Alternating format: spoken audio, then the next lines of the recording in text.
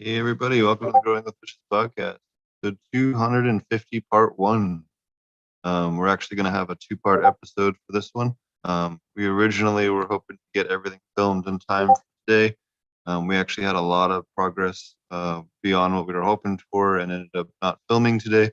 So we're just going to do a live filming tomorrow at the farm we've been working on out here in Georgia. So we'll have a kind of a walkthrough with the farm owner and stuff tomorrow. It'll be a lot of fun. We'll show you guys a lot of different stuff we've been doing. We're going to do a video recording inside the fish room because we can't get a good signal in there, and then we'll give you a live. We'll kind of play that in the beginning, and then we'll give you kind of a live walkthrough of the rest of the farm tomorrow. Yeah, but we figured we'd come on and chat with you guys for a little bit tonight, see what's up. I know Fumi's been working on a lot of cool new stuff lately, so he's going to tell us about what he's been up to, and then I'll kind of touch base on what I've been up to, and then we'll be back again tomorrow, sometime in the afternoon after probably 2 or 3 o'clock Eastern time.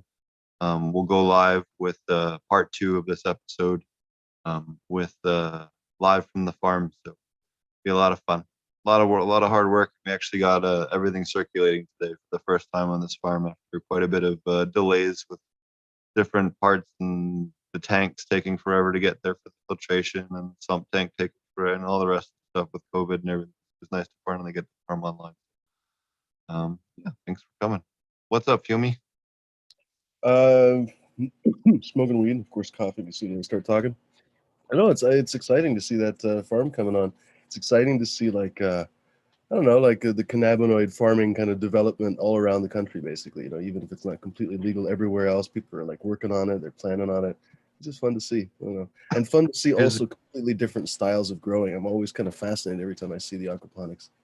here's a quick preview of what the farm actually looks like. We'll be touring tomorrow. And the fish house up here in the red building, filtration in the white building. Greenhouses is the where the plants. Fun because it looks like it somehow looks like a Georgia farm. I can imagine like a horse walking around. I don't know. I guess that would be Kentucky, but I like Uncle Sanders or Colonel Sanders walking down maybe with a bucket of chicken. I don't know. I guess I'm mixing Oh yeah, stereotypes, but some guy in a that would pickup be kind truck of with a fun. shotgun. But Now I yeah, like that's it. Colonel Sanders walking around. Sorry. Go ahead. So what have you been up to? You got all kinds of stuff you've been working. Oh man, mainly I've been like building my website and stuff. It's kind of a shameless plug, but yeah, I've been building Fumidoro.com. Realized that some people can't type. Well, it's not that they can't type, but they hear that and they're like, "How is that spelled again? Fumidor? What are you trying to say?" So I was like, "All right, let's make it easier. It's fumesofgold.com, and it goes to Fumidoro.com." But like all of that stuff, I'm learning. I don't know, directly. It's kind of fun. Like I don't know. I guess maybe that's the best way to learn it.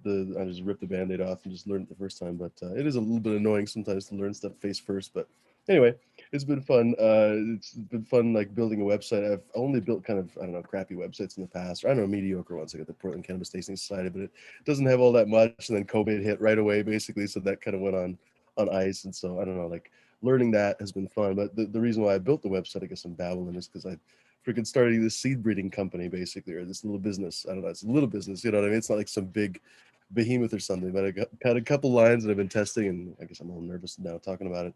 But shit, I don't know. I should be less nervous talking about it, frankly. Yeah, I don't know. Go check it out, please, folks. Fumidoro.com. We got a bunch of different strains that I like to name after, I don't know, gods and goddesses, and it's probably going to be the case in the future, myths and stories and legends and all that kind of stuff. And I don't know, so people are going to be like, "Oh, what's Morgana made of?" I don't. You're really going to have to look at the cross. And here's the thing, too: Morgana will be potentially made of slightly different things in the future. So there will be a slightly different story that Morgana tells over time, and so her cross also will change a little bit over time. But I don't know if it works out. Cheers, Richard D. Have a good one. Dude, I am nervous or high or something. I'm talking randomly. But I was going to say, please, folks, go check out my website. I'd be really honored if you did. Put a lot of effort into it. I took all the photographs. I guess I should mention, like, basically, it's a handmade everything. Like, the seeds are made by me, the plants were grown by me, the pictures were taken by me. I edited the pictures, I put them on the website, I built the website. I didn't print the actual, like, the packaging material, but I designed the packaging material and then I sent it to the store and they printed it. But other than that, I basically made everything by hand. So if you guys like that kind of thing, like handmade seeds, basically, Go check it out. Fumidor.com. Dude, apparently I am nervous. Like when I'm on my channel, I'm like somehow in control, so I can basically, I don't know, be less nervous or something. But as soon as I come on somewhere else, I'm like, cheers, everybody. Oh, we're sorry. I'm on my laptop on the road, so it takes me longer to mute and unmute and click around. It's not like home where I have multiple screens. Right? As you guys can tell, the audio quality is You not must quite have the same either. gigantic screens because I'm always looking at you. You have to like look up at the camera. So I'm thinking to myself, like, you must have like 4 screens or something. No, I have a big 60-inch for my main Oh screen, and my then I have God. a big 55 next to it for my side screen, and then I have a little screen for just chat and whatever else I need to have some other window open. That's nice. That's when you know you're a serious podcaster. I guess I'm not a serious podcaster yet. I got to level up my game. I only have the one screen here. People always assume that I have multiple screens, but I don't. So if I want to level up like Fumidoro to Fumidoro 2.0 or something, I got to basically get like 2 screens. And then like, or Well, should I get like one big screen first? 2 screens is nice because like you can throw, like, say you want to throw like a video up for an intro or an outro or whatever, you can broadcast off of that and set it up that way, or you can have your chat up and still look directly at the camera, or whatever, and still have to do other things to present different things. A little bit more easy to do. Anybody have any grow questions in chat today? I wanted to kind of give that out. We're gonna do kind of a shorter episode tonight. Figure we'd um, you know still pop on and say hi and let you guys know that we are going to do kind of a special live version tomorrow in the middle of the day. Um, one other thing I was going to bring up, we've talked about it before on the show, and it's just something I found this week, and I think you guys will also find it as intriguing as I did. Let me pull the pictures up here a second. So I took these. You want to make so this was some fungi found on a sweat bee, and was pretty freaking neat. So, you know, different. I got it. We're gonna culture it or attempt to culture it, and see if we can't use it against some other insects. Obviously, not bees. An No white autopsy bees on out. that bee, though. What if it's the post-mortem bee fungus? What did you go through? I'm joking, of course. It's probably not. Oh, it could be. I don't know, but it's worth trying to propagate for insect control locally. It's a local insect attacking fungi in this region in Georgia. Something that we're going to be trying to work with. But also, hey, if you're spraying IPMOs, be careful because you can overdo it, and or even have accidental stuff. If you're doing heavy amounts of pollinating plants, maybe don't spray IPMO until you're you know after the pollination stage of that plant is taking place, depending on what crops are doing. Just something to think about when you're using those types of fungi. Steve, I had a thought earlier today, and I hope this isn't a stupid thing, but there was a story about French laboratory that I guess has stopped doing research on prion diseases, I think, because of 2 deaths of researchers recently. And so I was, reading about the prion disease, and I don't remember exactly what they were researching, but the discussion basically further was, how do I say that prion diseases are somewhat common. They're basically caused by misfolding proteins, and I was just thinking to myself, like, how do I put this? What was they called? Scrappy? I can't remember the name of it, but there's a couple of different prion diseases for deer and a few other animals in North America. And so I guess I was just thinking to myself a little bit like, if you cultured IMOs and stuff, could you potentially pick up prions? I mean, that's probably being way too paranoid, but if you cultured it in the wrong place, like where a deer died or something, would you pick up those prions? Or So most of your prion diseases, not exclusively, but the vast majority of them are transferred from eating brain matter. Hmm. That's why I will never eat brains of any animal. I don't care what it is. But that's where the vast majority, it's not all, but the vast majority of prion diseases come from.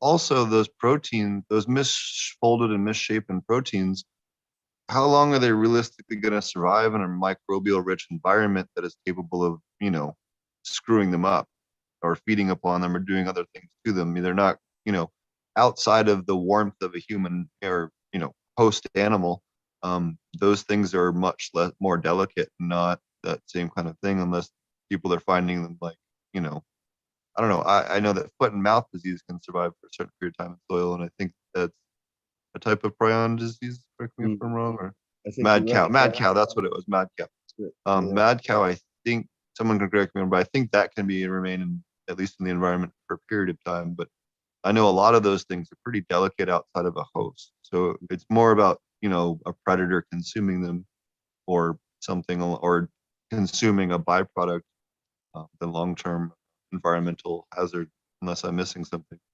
That was my understanding. Again, it could be far different from that. On that particular topic, though, there was a pretty cool. I was reading this on the plane out here. Um, uh, Google AI actually did this super cool thing about DeepMind, about all the different possible folded protein structures, so that they can use that for AlphaFold. That's it, AlphaFold. So they figured out and mapped out all the different possible proteins that could affect humans, and I forget 20 other animal species or something like that.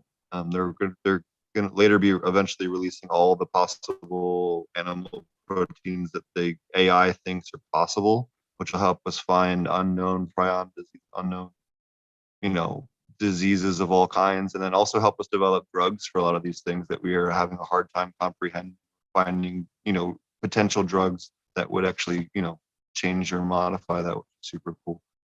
We had another question in chat about Velifer, so I want to bring that up. We're actually using that quite a bit this year in Oklahoma. So Velifer is it's a Bavaria bassiana strain, which is a fungal bacteria, or it's a fungal agent that kills many different species of insects. The cool thing about Velifer is not only does it attack aphids, whiteflies, mealybugs, and thrips like most other Bavaria bassianas, but it also attacks two-spotted spider mites, which is super cool. There aren't a lot of shotgun blasts that you can do to attack aphids and spider mites at the same time with one product. So if you, or whitefly and spider mites, or even some scale control and stuff on that. So they're having all different types of results with this particular strain of Bavaria bassiana. It seems to be a little more aggressive than a lot of the other ones. It's kind of newer on the market, and I really like the results of it. I'm actually, it's part of my current program at most of the farms that I'm working with these days. So definitely a good one to think about getting. It's just not, it's very expensive compared to a lot of the other ones to get a hold of. Yeah. How do you have to get it in large quantities? Or It's what? not it's not more expensive per dose. Just usually you have to buy either $1,000 of it at a time, or $200 of it at a time in order to get a hold of it, because of the way that they sell it. But your per application cost is actually extremely cheap, as with most Bavaria bassianas. A dab will do you kind of thing. I mean, I guess that was the same thing with, what was it called? PFR 97, I think, for Yep. soil mites. The smallest bag was like $250 or something. Soil aphids, I think. Yeah, here, I'll pull that up too. That's another good one. That's isofumo. Oh, hold on. I want to pronounce it right. I'll just pull it up off our Isaria fumosoria. Isaria. Hold on, let me screen share it before I butcher the name. We'll butcher it together. Isaria fumosorosia. Apopka strain 97. So this is another one that you can use in rotation with your Bavaria bassiana. And remember, you could use like a bioseries and a PFR 97 and a Velifer to kind of have three different strains of fungi that all attack insects if you really were fighting, a pretty bad, insect swarm or something, depending on where you're at. But it's also good just for, general rotation. Can you, when you use products like that, let's say preventatively, prophylactically, can you induce resistance somehow in potential pests? let's say if you use too little of it over time, if you're putting it in, let's say every watering or every week or something? I have not found that to be the case at all. I don't want to say it's possible, but with the fungal infections, they tend to be a little bit different in terms of how they're structured and how that works. So sorry about the blipping there. Sure. Discord, I forgot. Just so he doesn't have to repeat himself, folks, we're doing kind of a short episode, or he's doing a short episode this evening. So I don't know. You were saying questions earlier. If people have questions, I guess, throw them down. Yeah, if anybody else has any other questions in chat, if not, I think we're gonna wrap up here before too long, and then we'll have our live episode tomorrow with the farm tour. I think it'll be a little bit more fun than us talking again. We were originally planning on doing that this evening, but we had some filming issues, so we're gonna film tomorrow instead, and just kind of give you guys a better experience. So I do apologize for having a shorter show this evening. Alrighty, well, looks like that's about it for the chat questions. Thanks a lot, Fumi, for popping in tonight. You guys can check us out. Check me out over at apmjclass.com, Phonics on SoundCloud, YouTube, iTunes, all the things. Fumi, where can they find you? Thanks for having me, by the way. They can find me on my channel over on Fumidor and the Flavors, or not Flavors.com. Fumidor and the Flavors over on YouTube. Please do go take a look at my new website, fumidoro.com. So fumesofgold.com goes to the same place. Fumidoroseedco.com again goes to the same place. Please do go check it out. There's, I think, cool seeds on there. They've been tested fairly extensively by people like Noob in the chat there, so I'd be honored if you go and take a look. Otherwise, cheers, folks. All right. We have one And last question. This is if you were starting a budget-friendly aquaponics grow and just had a couple of plants you would wanted to start. I know it's a little off topic. So if you're trying to start your own system and you want something that's kind of easy, you can do like concrete mixing trays and a tough tote with a little pump and a flood and drain kit. You know, just a hydro and a timer. That'd be the easy peasy. And then the other way you could do it would be if you already have like a flood and drain tray, or you want to get like a flood and drain kit from like a hydro store or something like that. You can simply get an overflow box for your aquarium like you would normally use for a wet dry filter and run that to say a tough tote as a sump, or some other, you know, plastic tote for a sump tank, or even a fish tank. If you have an older fish tank, maybe a 20 gallon or 40 gallon, set that up as your sump, and then set your grow bed above that, and then, you know, just plumb it in, put a Y on the return from the pump to go in between the bed and the fish tank, or just put a return on the fish tank and then put a timer on that grow bed so that you can flood and drain it, or even just run a DWC if that's what you want to do. You know, whatever your grow preference is. But those would be the kind of the cheap and dirty, easy ways to do it if you already have an aquarium, and, you know, a couple of grow beds or something that you want to start. haven't you even said too, before we fuck off, like haven't you said that if you do have an established aquarium, like people always clean out the aquarium if they're good aquarium people every week, sometimes a couple times a week even. Maybe they'll do a little bit of siphon. If you pour that on your plants, you'll see positive results. I think I've heard you say. Oh yeah, yeah, absolutely helps inoculate microbes. I mean, it's similar to like the product fish shit, or some of the other stuff out there. You know, there's kind of more stabilized versions of that, but it's great for your plants as well. You know, just have a fish tank and you just want to do your water change, as long as you're not super high or low pH or salt water, you know, you're good to go. Right on. All right, everybody. Well, we'll be back again next week, or not next week. We'll be back again tomorrow afternoon. We'll do a show here in, I don't know, 14 or so hours. And we'll show off the farm here in Georgia. So thanks a lot, everybody. Again, sorry for the short episode tonight. We will have part 2 tomorrow. And find us on your favorite streaming app.